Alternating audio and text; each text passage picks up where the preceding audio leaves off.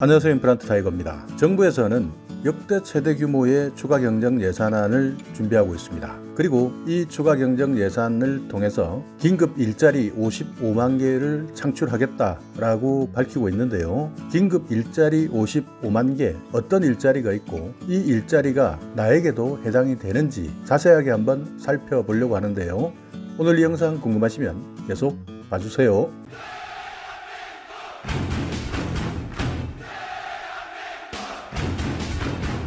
네, 감염병 사태 때문에 많은 분들이 고통을 받고 있고 특히 이번 사태 때문에 일자리를 잃으신 분들도 많고요. 자영업을 하시는 분들이나 영세사업장에 종사하셨던 분들도 커다란 타격을 입었습니다. 그렇기 때문에 앞으로 감염병 사태 이후에도 실업이 오히려 더 큰 문제가 될 수 있다라는 우려가 커지고 있는데요. 이런 실업 대란을 막기 위해서 정부에서는 55만 개의 일자리를 공급하겠다라고 밝혔습니다. 정부에서 밝힌 2020년 하반기 경제정책 방향 자료를 보시면요. 직접 일자리 창출 등 버팀목 역할 강화라는 제목에서 밝히고 있는 기존 사업 정상화 94만 5천 명, 신규 창출 55만 명, 채용 4만 8천 명, 기존 사업을 정상화시키겠다. 라는 부분은 이미 시행되어 오고 있던 사업이기 때문에 이 부분은 생략을 하고요. 채용 4만 8천 명 여기에 대해서는 대부분 공무원이나 공공기관 채용 절차이기 때문에 이 부분에 대해서도 생략을 하도록 하겠습니다. 여기에서 보시면 신규 창출 55만 명 3차 추경, 첫 번째 비대면 디지털 일자리나 취약계층 공공 일자리를 제공하겠다. 비대면 디지털 일자리 10만 개, 취약계층 공공 일자리 30만 개, 청년 디지털 일자리 청년 일경험을 지원하는데 10만 명, 중소 중견기업에 채용 보조금을 지급해서 일자리를 창출하겠다 해서 5만 명, 총 55만 명의 일자리를 신규 창출하겠다라고 밝히고 있는 내용입니다. 이 내용이 2020년 하반기 경제정책 방향 정부 보고서의 내용의 전부인데요. 그래서요 55만 명의 세부 자료를 찾아봤습니다. 자, 여기 보시면요. 공공 및 청년 일자리 창출 계획 해서 2020년 5월 20일에 이미 공공부문 중심의 고용 충격 대응 방안이라는 보고서가 있는데요. 추진 배경, 코로나19로 인한 고용 위기가 심화되었고 민간 일자리 여건도 감염병 사태 때문에 악화가 되었고 공공부문에서의 적극적 역할이 필요하다라는 것이 추진하는 배경이죠. 방향은 비대면, 디지털 등으로 변화하는 일자리 수요를 적극 반영하겠다라는 추진 방향을 가지고 있고요. 청년이나 고용 취약계층의 일자리 기회를 제공하겠다라는 방향도 가지고 있습니다. 그렇게 해서 정부에서는요, 세부적으로 들어가서 공공이나 청년 일자리 창출 추진 계획을 마련했는데요. 구체적인 사업이나 인원, 금액, 이 부분에 대해서는 3차 추경안 편성이나 국회 논의에 따라 변동 가능하다라고 아래에 조그만 글씨로 써놨죠. 그렇기 때문에 이 부분이 정부에서 추진하고 있는 방향이긴 하지만 앞으로 추경 편성에서 또는 국회 논의에 따라서 변동은 가능하다라고 이렇게 여지를 두고 있습니다. 자, 공공부문을 한번 살펴보겠습니다. 비대면 디지털 일자리 10만 명, 예산은 1조 원보다 조금 많다라고 계획이 되어 있는데요. 공공 분야이고 공익적 가치 창출이 가능하고 청년층 경력 개발에도 도움이 되는 비대면 디지털 일자리를 제공하겠다. 대상은 청년, 여성, 실직자, 고용 취약계층, 다만 IT 분야는 청년 중심으로 하겠다. 이렇게 대상을 한정하고 있습니다. 근로조건을 보면요. 주 15시간에서 40시간, 6개월 이내 그리고 최저임금을 보장해주고 사회보험을 가입하겠다. 이렇게 해서요. 유형은 디지털 경제 기반 마련을 위한 데이터나 콘텐츠를 구축하고 비대면 행정 서비스를 강화하겠다. 이렇게 해서 유형을 두 가지 유형으로 구분하고 있는데요. 총 17개 부처에서 10만 개 일자리 사업을 추진하겠다라고 밝히고 있습니다. 첫 번째 디지털 경제 기반 조성을 위한 데이터나 콘텐츠 구축 사업에는 6만 4천 명 7,900억 정도를 계획하고 있는데요. 여기에 보면 과기부 크라우드 소싱 기반의 AI 학습용 데이터셋 구축, 대학연구소 바이오 분야 연구 데이터 디지털 전환, 과학기술 논문 연구 보고서 등 머신러닝용 데이터셋을 구축하겠다. 이런 내용 대부분이 기존 자료를 데이터로 만들기 위한 작업들인데요. IT 분야에서는 시간과 노동이 많이 필요한 분야이죠. 행안부도 마찬가지 공공 데이터 구축 개방 품질 향상, 교육부도 연구 데이터 수집, 정리, 가공, 농진청도 데이터 구축, 이런 것들이 대부분 수작업 또는 시간과 노동이 많이 들어가는 형태의 일자리입니다.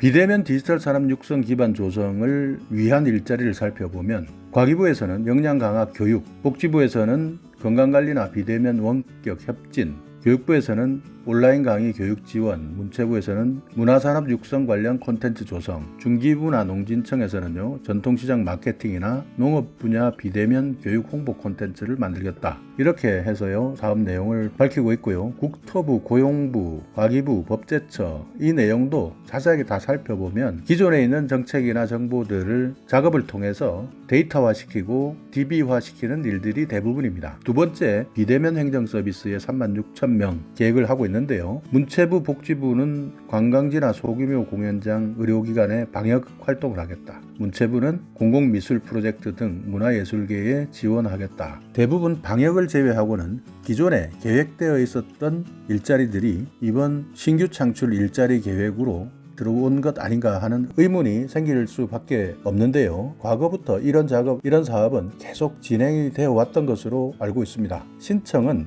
고용부에서 모든 사업을 묶어서 6월 중에 통합 공고를 실시하겠다. 그리고 각 사업 소관기관에서도 모집 공고를 해서 7월 중에 사업을 실시하겠다. 물론 잠정 이렇게 해놨습니다. 이 계획은 변경이 될 수도 있다 하는 내용이죠. 그렇기 때문에 여러분께서는 고용노동부에서 6월 중에 통합 공고를 하는 이 내용에 대해서 관심을 가지고 계시고요. 공공부문과 관련된 일자리에 관심이 있으신 분들은요. 고용노동부 홈페이지 그리고 워크넷 홈페이지를 관심 있게 봐주시기 바라겠습니다. 6월 중에 통합 공고를 한다. 꼭 기억해 두시고요. 다음은 민간부문 청년 디지털 일자리 5만 명, 5천억 정도의 예산을 계획하고 있는데요.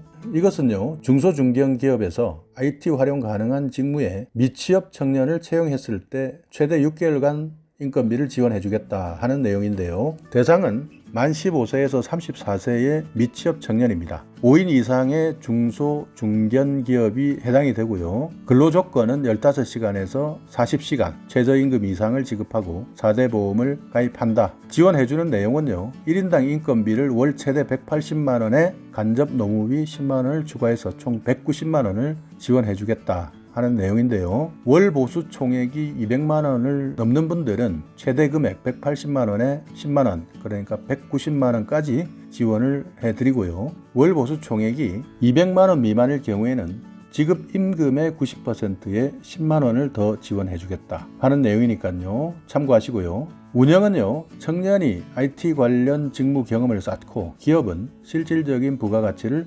창출하도록 유도하겠다라는 내용입니다. 협회나 단체를 활용해서 약 2만 명 정도, 민간 운영기관을 활용해서 3만 명, 이렇게 총 5만 명의 디지털 일자리를 만들겠다라고 하고 있는데요. 참고로 표를 보시면 세 번째, 마이스 전문인력 역량 강화라고 하면 한국마이스협회 문화체육부 산하기관이죠. 출판물 디지털화, 한국출판문화산업진흥원, 이것도 문화체육부 산하기관입니다. 이렇게 여기에 나와 있는 특화 분야 및 관련 기관에서 인원 그리고 예산이 책정이 되어 있는데요. 특정한 분야의 일자리에 관심이 있다라고 하신다면 여기에 나와 있는 기관과 부처에 대해서 확인하시고요. 몇 명을 모집하는지, 예산이 어느 정도가 있는지 6월에 통합 공고한다는 고용노동부 홈페이지도 확인을 해 보셔야 되지만요. 각 기관별로도 공고를 하니까요. 이 표를 참고해 주시기 바라겠습니다. 네 번째는요, 청년 일경험 지원에 5만 개의 일자리를 창출하겠다. 예산은 2,400억 정도로 계획하고 있는데요. 최근에 신규 채용이 연기되거나 중단되어서 일할 기회가 감소한 청년을 단기 채용하는 기업에 최대 6개월 동안 인건비를 지원하겠다 하는 내용입니다. 대상은 만 15세에서 34세의 청년, 여기에는 대학생도 참여가 가능하고요. 5인 이상의 중견, 중소기업이 해당이 됩니다. 근로조건 15시간에서 40시간이고요. 최저임금 이상 지급하고 4대 보험을 가입하겠다. 청년이 일경험을 쌓을 수 있도록 기업의 전담 멘토를 지정하고 업무 지도, 교육, 내실 있는 운영 지원을 하겠다. 라고 하고 있는데요. 여기에서 정부에서 지원해 주는 것은요. 청년의 근로 시간에 따라서 최대 80만 원의 인건비 그리고 관리비 10%를 추가 지원하겠다 하는 내용입니다. 여기도 마찬가지 협회나 단체를 활용해서 17,000명 정도 일자리를 창출하고 민간 운영기관을 활용해서 43,000명의 일자리를 만들겠다.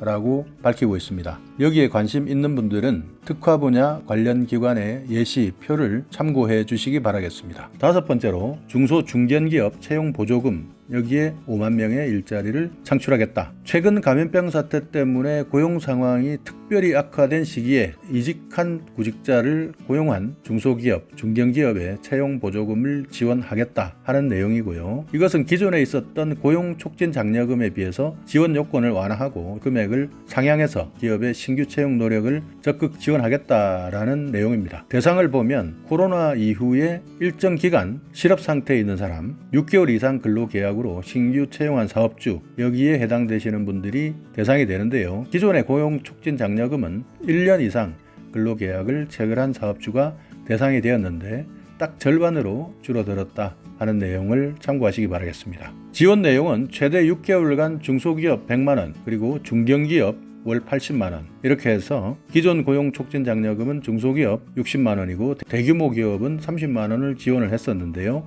규모가 늘었고요. 신청은 고용센터에서 신청하는데 별도로 사업 공고를 할 예정이다 라고 밝히고 있습니다. 자, 여기에서 제가 한 가지 사업을 빼고 말씀을 드렸습니다. 지금까지 비대면 디지털 일자리 10만 명, 청년 디지털 일자리 5만 명, 청년 일경험 지원 5만 명, 중소 중견기업 채용 보조금 5만 명, 이렇게 해서 총 25만 명을 말씀을 드렸는데요. 나머지 30만 명을 채용하겠다라고 하는 것은 취약계층 공공 일자리 지원 사업 두 번째 있는 내용인데요. 이 내용이 가장 규모가 큰 내용이고 예산도 1조 5천억을 책정하고 있고요. 국비가 90%가 들어가는 사업입니다. 그런데 여기에서 의문이 가는 것은 정부에서는 신규 일자리를 창출하겠다라고 밝히고 있고 홍보를 하고 있는데요. 앞서서 말씀드린 내용들도 대부분 기존에 있던 일자리들이다 라는 의문을 가질 수밖에 없었고, 특히 이번 30만 명에 대한 일자리는 전국에 있는 243개의 지방자치단체에서 실시하는 공공 일자리이기 때문에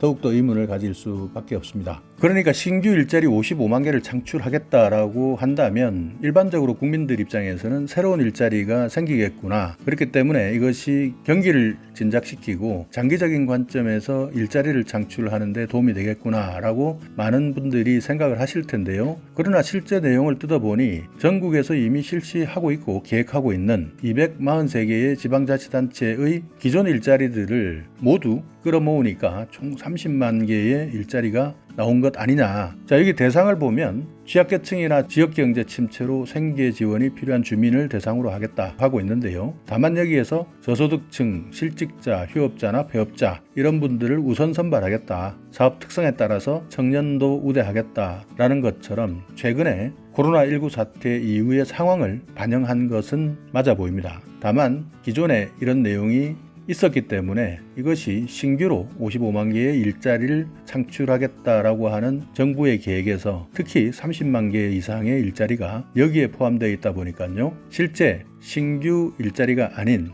기존 일자리 아닌가라는 의문이 들 수밖에 없네요. 전체적으로 봤을 때 생활방역 지원 사업에 대해서 사업 숫자는 845개, 국비 3,930억 원이 들어가는 사업이죠. 이런 사업에 저소득층이나 실직자, 휴업자, 폐업자 이런 분들에게 먼저 일자리를 제공하겠다라는 내용이죠. 그리고 골목상권 회복 지원을 하겠다라고 하는 내용인데요. 여기에 보면 대부분이 홍보나 캠페인을 하겠다라는 내용입니다. 이런 부분들이 얼마만큼 정책적으로 효과가 있을지는 모르겠지만요. 전시성 사업, 일회성 사업이다 라는 지적은 이미 받아왔었죠. 또 농어촌 경제활동 지원에도 기반시설 환경정비, 환경개선, 또 일손 돕기 이런 내용들이 주를 이루고 있는데요. 이런 내용들도 이번 감염병 사태와 무관하게 이미 지자체에서 계속 해오고 있던 사업들입니다. 공공휴식공간 개선, 문화예술 환경 개선, 공공업무 긴급 지원, 산업지역의 환경정비, 재해 예방, 그리고 청년 지원, 지자체 특성화 사업 이런 내용으로 취약계층의 공공 일자리 지원 30만 개의 일자리를 창출하겠다 하고 있는데요. 물론 정부에서도 새롭게 일자리를 창출하는 것 상당히 어렵다라고 알고 있습니다. 그러나 신규 일자리를 창출하겠다라고 하는 이 말 한마디가 희망과 꿈을 주는 말이었는데요. 실제 이 내용을 뜯어보니 기존의 일자리였다. 국민들 입장에서는 그 기대감이 매우 컸기 때문에 아쉬움이 많이 남는 대목이기도 합니다. 자, 오늘 영상 여러분께 조금이나마 유익한 정보가 있었다면요. 오늘도 구독 그리고 좋아요 부탁드리겠습니다.